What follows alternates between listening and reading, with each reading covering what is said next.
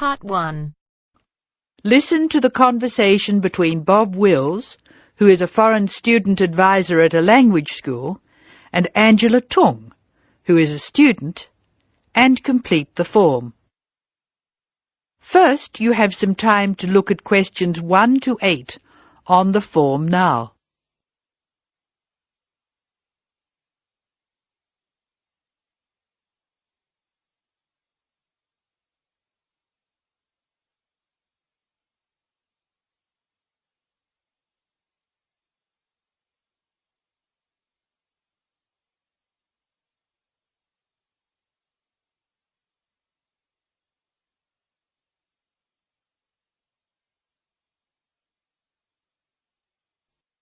You should answer the questions as you listen because you will not hear the recording a second time. Now listen carefully and answer questions 1 to 8.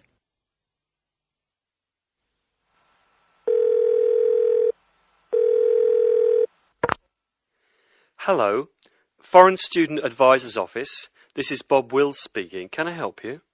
It's Angela Tung here, Bob. I'd like to make a request for special leave. Can I do that over the phone? Hello, Angela. You can make that request by phone, but I'll have to fill the form out. Let me get the special leave form. OK, here it is. Tell me your student number, please. It's H for Harry, 5712. H 5712. OK. What's your address, Angela? I live at 10 Bridge Street, Tamworth. 10 Bridge Street, Tamworth. And your phone number? The telephone number's 8106745. Thanks. What course are you doing? I'm in the writing class. Writing. Who's your teacher this term? Mrs. Green. She spells her name like the colour. Thanks. When does your student visa expire? Let me look. July 15. July 15. OK. Which term do you want to take leave? Do you want dates? First, I have to write a term number. When do you want to take leave?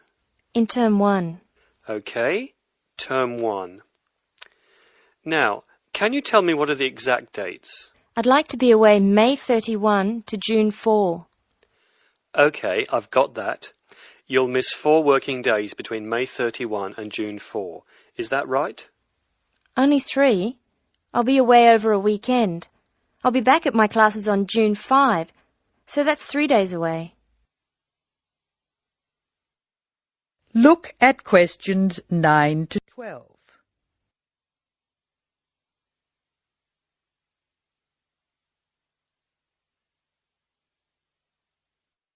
Now listen to more of the conversation between Angela and Bob.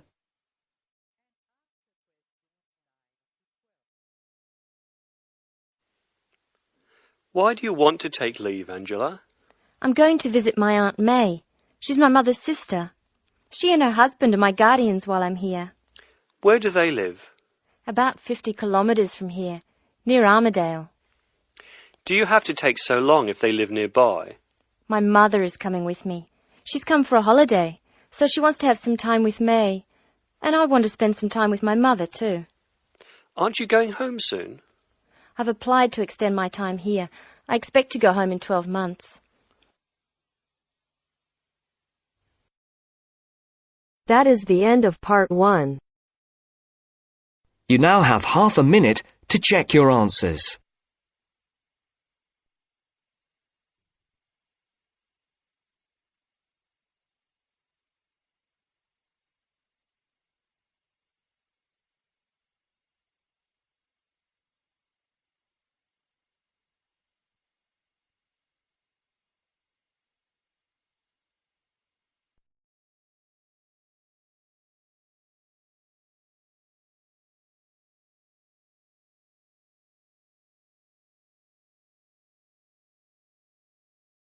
Now turns to Part 2. Part 2. You will hear Joanne describing her home city of Darwin in Australia to a man called Rob, who hopes to go there. First, you have some time to look at questions 11 to 15.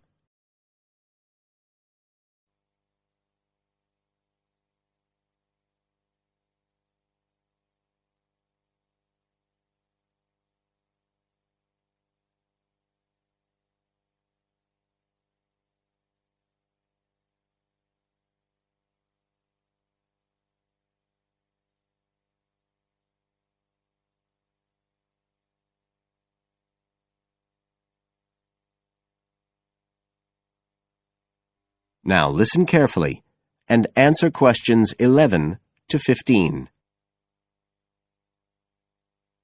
Joanne? Hi, you must be Rob. Nice to meet you. So, I hear you're planning to visit Australia. Yeah, and I really wanted to talk to you because I was thinking of spending some time in Darwin, and my sister told me you're from there. That's right. So, tell me about it. Well, where shall I start? Well, Darwin's in what they call the top end because it's right up at the northern end of Australia, and it's quite different from the rest of Australia in terms of cultural influences. In fact, it's nearer to Jakarta in Indonesia than it is to Sydney, so you get a very strong Asian influence there. That means we get lots of tourists. People from other parts of Australia are attracted by this sort of international cosmopolitan image. And as well as that, we've got the same laid-back atmosphere you get all over Australia, probably more so, if anything, because of the climate. But what a lot of the tourists don't realise until they get there is that the city's also got a very young population. The average age is just 29, and this makes the whole place very buzzy. Some people think that there might not be that much going on as far as art and music and dancing and so on are concerned because it's so remote. I mean, we don't really get things like theatre and opera in the same way as cities down in the south like Sydney, for example, because of the transport expenses. But in fact, what happens is that we just do it ourselves. Lots of people play music, classical as well as pop, and there are things like artists groups and writers groups and dance classes. Everyone does something. We don't just sit and watch other people. You said it's very international? Yeah, they say there's over 70 different nationalities in Darwin. For instance, there's been a Chinese population there for over 100 years. We've even got a Chinese temple.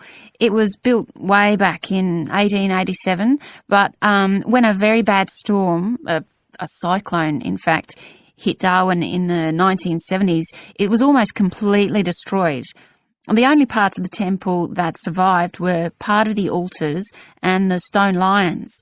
But after the storm, they reconstructed it using modern materials. It's still used as a religious centre today, but it's open to tourists too, and it's definitely worth going to see it. Oh, and as far as getting around goes, you'll see places that advertise bicycles for hire, but I wouldn't recommend it. A lot of the year it's just so hot and humid.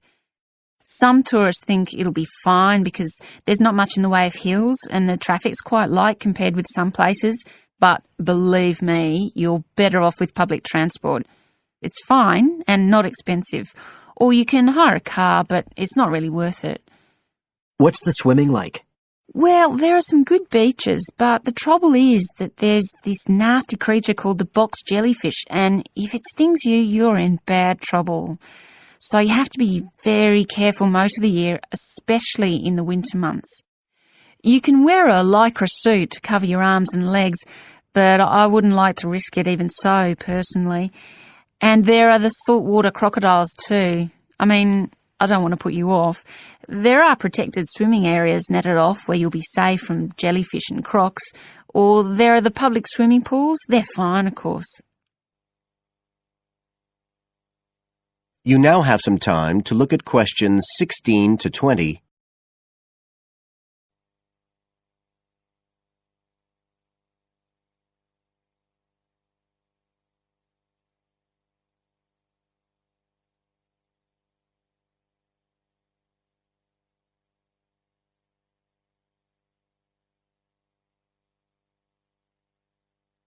Now listen and answer questions 16 to 20. So, which places would you specially recommend? Well, one of the most popular attractions is called Aquascene. What happens is, every day at high tide, hundreds of fish come in from the sea, all different sorts, including some really big deep sea fish. And some of them will even take food from your hand. It's right in the middle of town at the end of the esplanade. It's not free. I think you have to pay about $5, but it's definitely something you have to experience.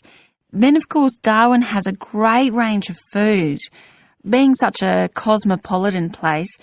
And if you don't have lots to spend, the best place to go is to Smith Street Mall, where they have stalls selling stuff to eat. There's all sorts of different things, including Southeast Asian dishes, which I really like. You'd think there'd be plenty of fresh fish in Darwin, as it's on the coast, but in fact, because of the climate, it mostly gets frozen straight away. But you can get fresh fish in the restaurants on Cullen Bay Marina. It's a nice place to go for a special meal, and they have some good shops in that area too. What else? Well, there's the Botanic Garden. It's over 100 years old, and there's lots to see. An orchid farm, rainforest, a collection of palm trees, a wetlands area. You can easily spend an afternoon there. That's at Fanny Bay, a couple of kilometres out to the north. Then, if you've got any energy left in the evening, the place to go is Mitchell Street. That's where it all happens as far as clubs and music and things are concerned. You'll bump into lots of my friends there. Talking of friends, why don't I give you some email addresses? I'm sure they wouldn't mind if you...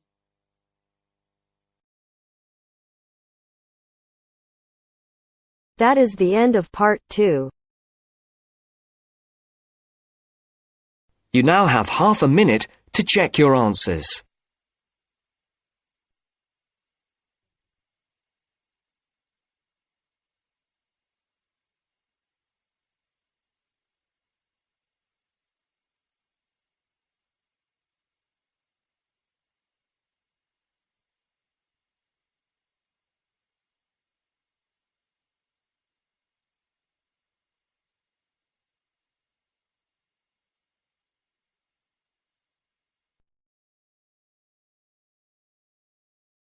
Now turns to part 3.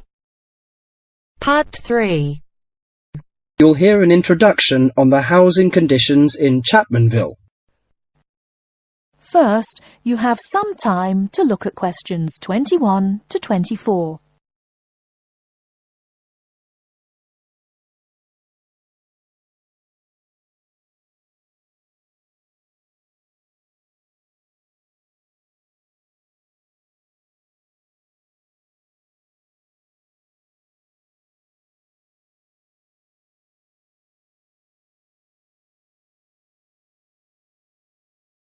Now, listen carefully and answer questions 21 to 24.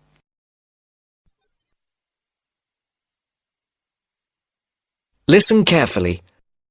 Hi, I'm Gavin Murray.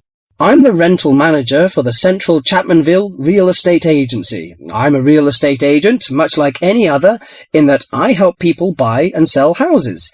But about half of my time is spent working to assist people in renting houses and flats. I've been in this business for a dozen years now, and I know the city very well, in terms of which areas are the better places to live and how much it costs to rent in these areas. Now, I normally divide Chapmanville into 3 areas in terms of rental prices. Generally speaking, the area in the northern part of the city is the low end of the spectrum, the cheapest housing. So if you're looking to spend as little as possible on rent, I suggest you look there. The most expensive area would be the eastern part of Chapmanville. Most people think it's the prettiest part of the metropolitan area because of all the hills and parks. As so many people desire to live there, housing prices tend to be quite high. The middle market in terms of price for accommodation is found in the city's western and southern areas. Now, let me give some examples of how much it will cost you to rent in these areas. Let's imagine you're a single person looking for a 1-bedroom flat. In eastern Chapmanville, you would be paying no less than $650 a month for such a flat. You won't find anything for less than that. but a lot of people pay as much as $1,100 per month or more. The higher-priced flats are usually the ones in the hills, which run through the east. They've got the best views of the city. A similarly sized flat in the west of the city and the south, two for that matter, would cost you at most $650. But there are many flats going for less, and if you look around a bit, you can find one for as little as $350. That's quite a reasonable rental price for most people. If you find that too expensive, I suggest you head to Chapmanville's north, where the cheapest flats are to be found. One-bedroom flats there start from about $170 a month and up to about $400. Now, for those of you who want something bigger, you'll have to be prepared to pay about double those prices for a small 2- or 3-bedroom house.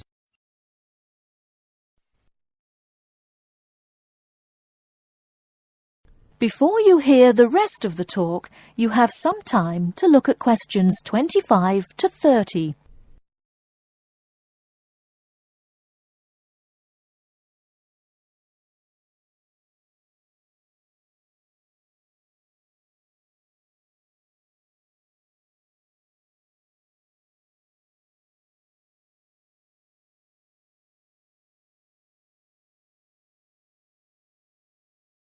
Now listen and answer questions 25 to 30. For those of you who want something bigger, you'll have to be prepared to pay about double those prices for a small 2- or 3-bedroom house. That goes for any of the areas I mentioned. Okay, so much for prices. What are the advantages and disadvantages of these areas? Well, I told you that the eastern part of Chapmanville is the prettiest. There are lots of parks and lots of trees all around there. Oh, I should mention that the only public transport in the east is the bus. There aren't any trains, so it's not that convenient, as you can imagine, even though it's richer part of the city. In the south, you've also got the river, but you won't find too many parks there, because of all the factories alongside the river. In fact, there's quite a bit of industry in the south, which makes it a less desirable place to live. Still, the south is convenient because of public transport. The south has very good train services to the city centre, as well as buses, and that's why a lot of people choose to live there. I said earlier that western and southern parts of Chapmanville are about the same in terms of the price you pay for accommodation. They also have the same sort of public transport services, but the two areas are quite different in other ways. The west is next to the bay, so it's quite attractive in that sense, but there are a couple of problems with the west. One is that the bay is polluted, so polluted, in fact, that you wouldn't want to swim there. I used to take my family there about 10 years ago, but now I wouldn't go near it. The other disadvantage of the west is that it is where the airport is, the Chapmanville International Airport. The noise can be quite annoying. Lastly, the north. In northern Chapmanville, as I said before, housing is cheap, quite cheap in fact, but you pay in other ways. For example, the area is very low and made up entirely of wetlands. It's beautiful in a way, but it attracts an incredible amount of insects for most of the year. The mosquitoes there are really bad. This makes things quite unpleasant, and so few people have any real wish to live there. But if money's a problem, that's the place to go. Just bring your insect repellent. Let me finish by again welcoming you all to Chapmanville and wishing you good luck in finding accommodation and settling down in whichever part of the city which suits you best.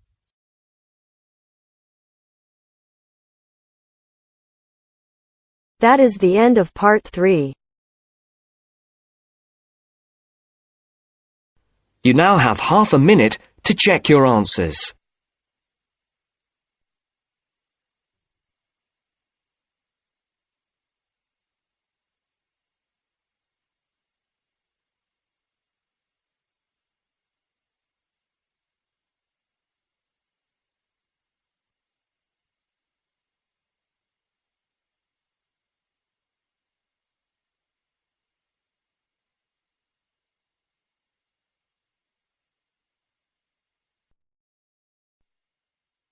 Now turns to part 4. Part 4. You are going to hear a lecture on ecology. First, you have some time to look at questions 31 to 35.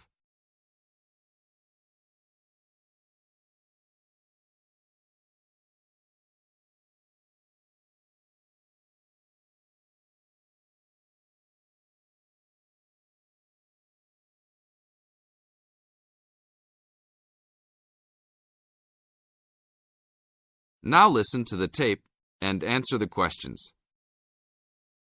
Good afternoon. I'd like to turn it over to Dr. Carey, who will talk about the programme in restoration ecology. Thanks, Chris. A lot of people think that human beings can do whatever they want to the environment. But as Aldo Leopold taught, land is a system of interdependent parts which should be regarded as a community and not a commodity. Well, that idea has influenced what we teach here in our program, where students come from all over the world to learn about restoring native plant communities back into an ecologically natural state. This field is therefore a combination of formal science with practical applications, and that is quite attractive to many people. We have students, for example, from many different nations who come just to take part in this unique program. Our location is also quite unique. We have the world's oldest restored native plant community in Curtis Prairie at the Wisconsin Arboretum. Some say that this is proof that the science of restoration ecology was birthed in Wisconsin. Well, that may be oversimplified, but our reputation is strong. But students don't have to study prairies only. One student, Edmund Mukala from the Congo, came to study restoring ancient wetlands in the Congo using knowledge gained from historic samples of the soil seed bank. Not all the seeds survived, but some can remain dormant for many years. Mr. Mukala wanted to find out what type of community would be most similar to that ancient seed bank. He has recently returned to the Congo and is now cooperating with the government to implement his findings.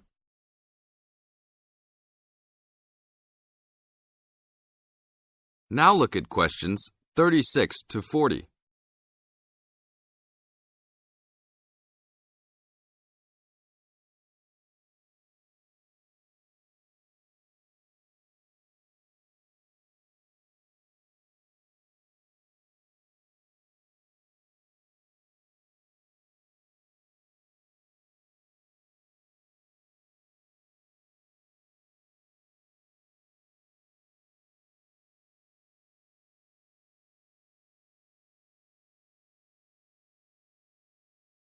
As the talk continues, answer questions 36 to 40. So the only prerequisite for doing research here is that it is a native plant community. That means not just prairies, but wetlands, woodlands, savannas, and other environments. We're proud of the diversity of research topics in our program. And we continue to grow. This year we have 32 new students from 8 different countries.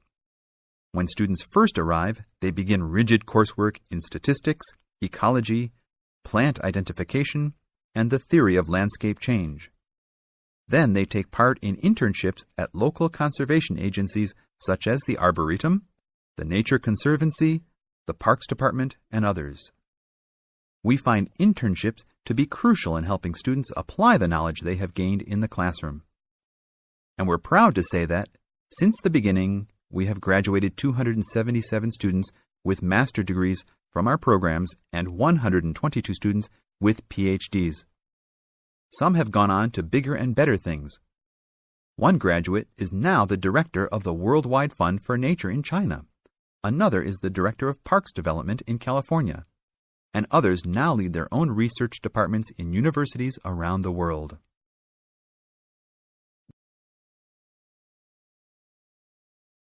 That is the end of part 4. You now have half a minute to check your answers.